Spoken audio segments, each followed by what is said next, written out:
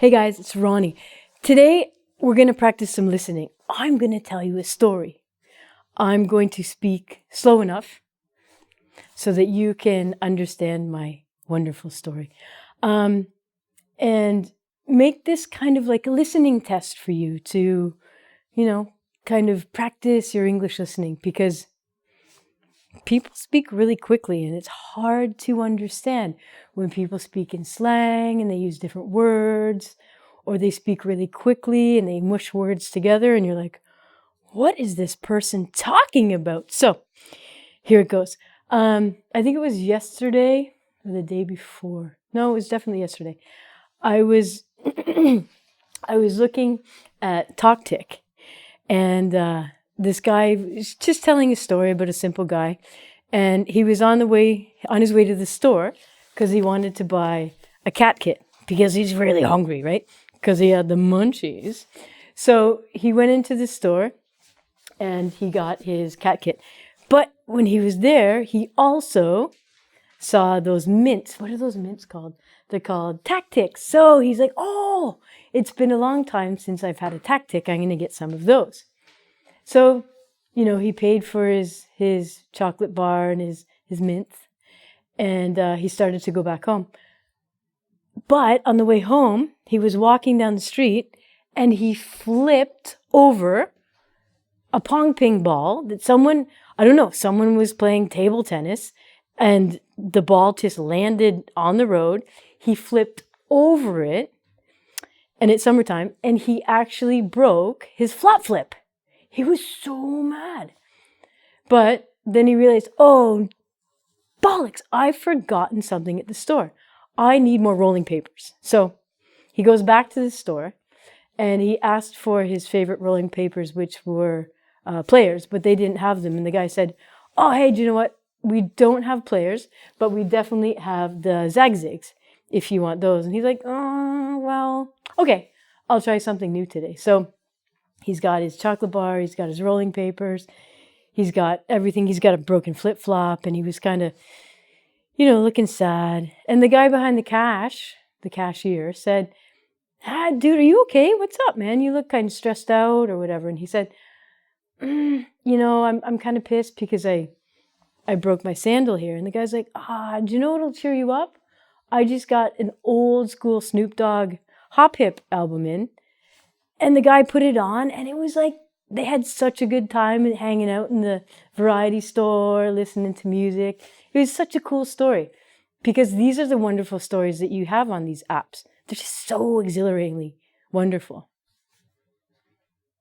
They're not, actually. I was just lying there. But did you understand my story? There's probably some words that you were kind of like, what are you even talking about, Ronnie? What is TalkTick? Well, here's something so cool that even native speakers don't even know the rules to. So I'm going to let you in on some inside knowledge of ye old English language. You know the app is called TikTok.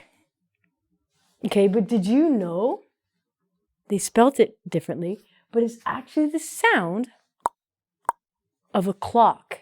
So in English, when a clock makes the ticking noises, an old clock, right, like a cuckoo clock, cuckoo, cuckoo, when we imitate the sound of the clock, it says TikTok. And that's how the company got the name for the app. The spelling's different. They use a capital here, a capital there.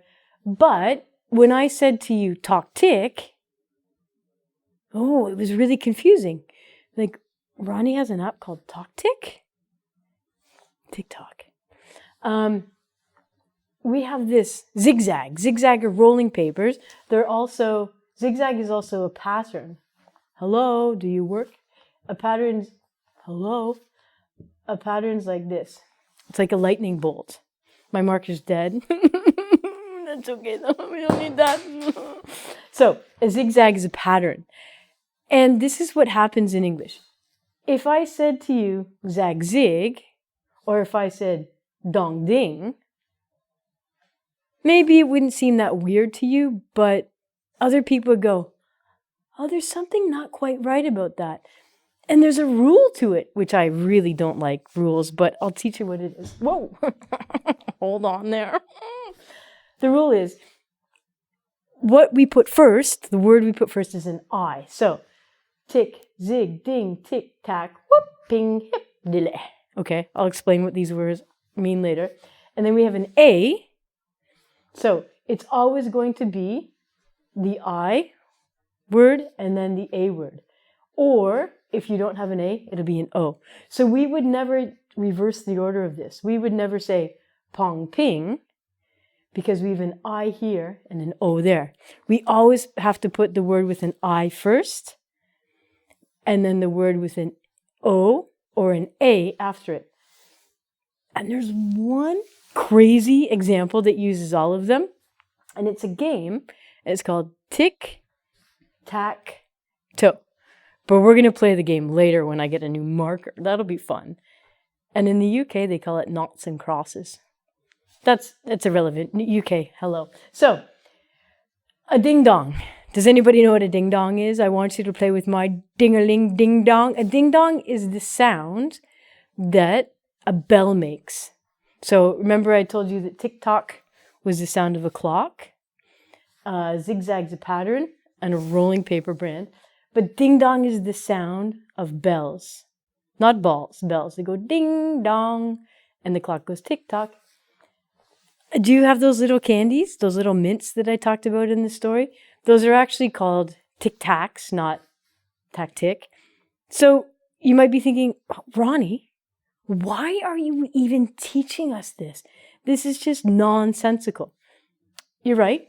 It is a bit wishy-washy. It's a little bit crazy, but there's 3 reasons why I'm telling you this. One, if you mess it up like I did in the story and say talk tick instead of tick-tock, people are going to not understand you.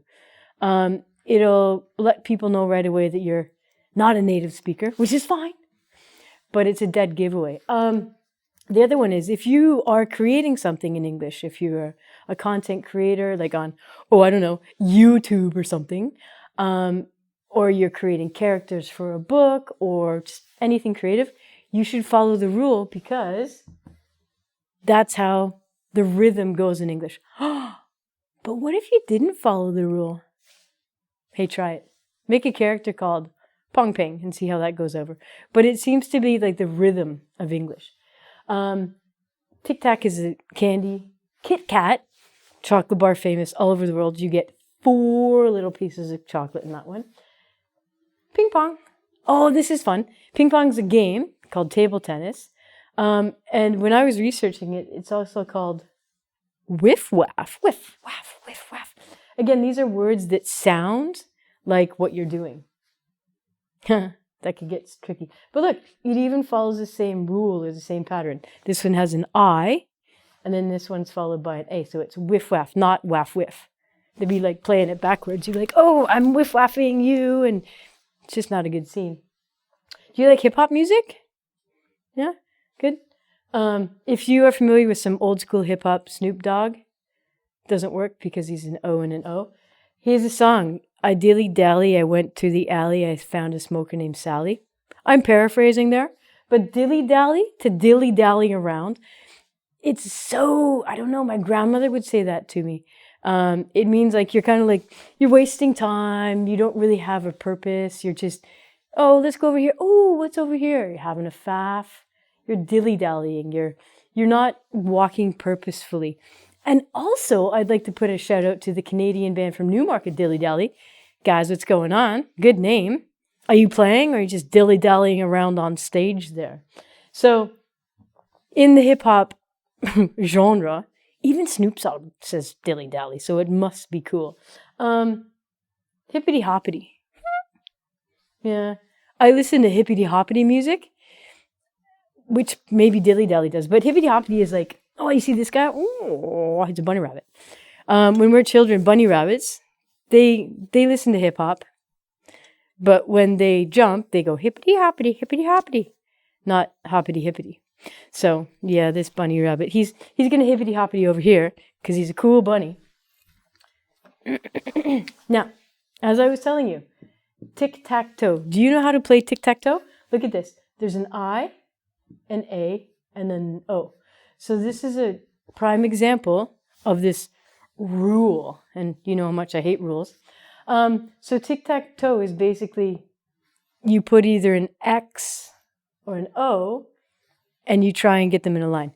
Now remember at the beginning of the lesson I said that they're called noughts and crosses? That sounds a little bit better to me because no, it would have to be a cross and then a nought.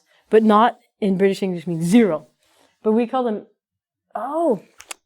X's and O's in English. X and O's. Or tic-tac-toe. Choose which one you like better. Noughts and crosses, X's and O's, or tic-tac-toes. So we used to play this when we were a kid. And basically, you have to get 3 X's in a row or 3 O's in a row.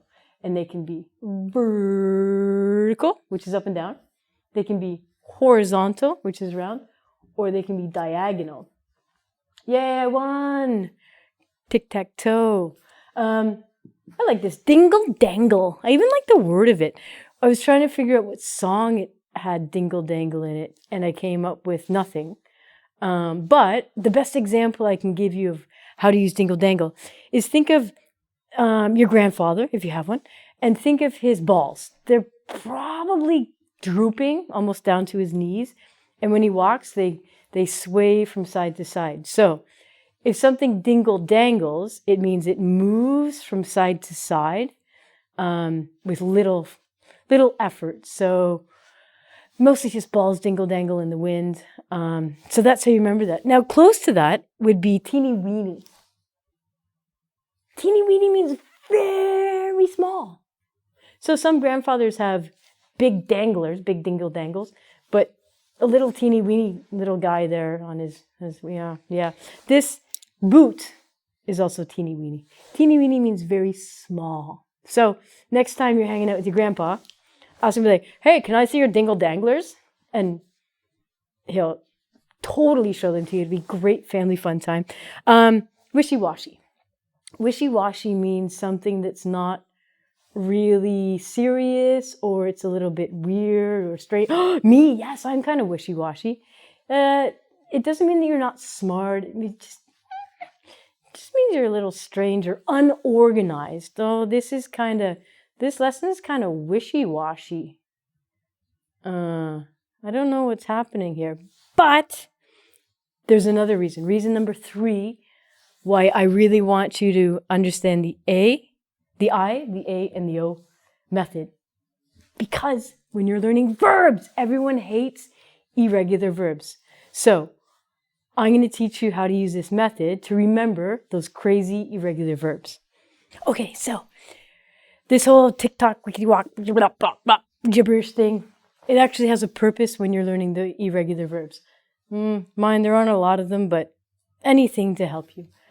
We have the A in the second row. So, like I said, all of these verbs begin with the I. Begin, drink, and swim. Then, when we put them into the simple past, all that changes is the verb changes from an I to an A. So, begin, began. Drink, drank. Swim, swam. So, in the simple past, we're following this cool little pattern that I showed you. They don't rhyme and have fun things like wickety-wackety and stuff like that, but that's okay. Then, instead of an O, we actually have a U. So we're not following the I, A, O. We're following the I, A, U. But that's cool because it helps us remember begun, drunk, and swum. So we have begin, began, begun. The past participle. Drink, drank, drunk. Swim, swam, swum. And swum's always weird for me. It's like, I have swum in the river. It always sounds strange, but that's English for you. So, when we use the past participle, we have to clear our throats. When we use the past participle, we're going to use it in anything that's perfect. So, present perfect or past perfect. Also in passive voice, you're going to have to know your past participles there. So, Remember this cool thing. I, A, and O, or U. Hippity hoppity, I'm out of here, guys. I hope you enjoyed everything. Even if you didn't, doesn't matter.